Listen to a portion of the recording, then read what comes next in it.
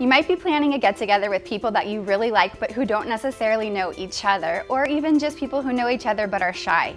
So today I've got 3 fun, super simple icebreakers you can use to break the ice, help people get comfortable, and help everybody get to know each other and kind of mix and mingle. The first is really simple, and it's just on the people's name tags to ask a question. So I went to an event and the question was, what is the best book you've read in the last few months, or what is your favorite movie? And so everyone just wrote that on their name tag and then their answer. So as I was going up to people and approaching people I didn't even know, I had a really quick way to start the conversation by saying, so what's your book, or what's your movie, or what did you put on your name tag? And it made it so much less awkward than walking up to people and trying to figure out what to say. So that one's fun and easy and works for business or personal events, as do all of these actually. The next game or icebreaker is speed dating. And what you do is you just list on a paper everyone who's gonna be there, so all their names, and then you hand each guest a sheet of paper with that list and a pen or pencil.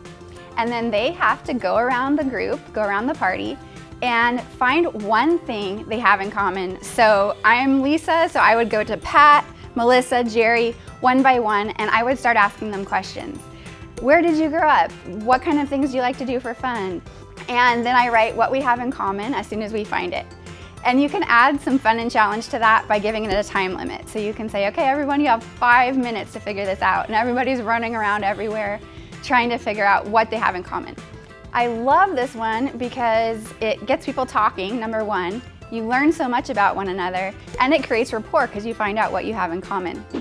The third and final icebreaker game to share with you today is the name game. So in this game, you have a list of different people's names, famous people.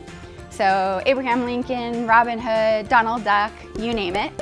And you cut out those names and you tape one on each guest's back, but they don't get to see it. So now their job is to run around the party or the gathering and ask people questions about who they are. So if I'm Donald Duck, I might start to figure out, oh, am I a real person or a cartoon character? So I start asking questions until finally I figure out who I am.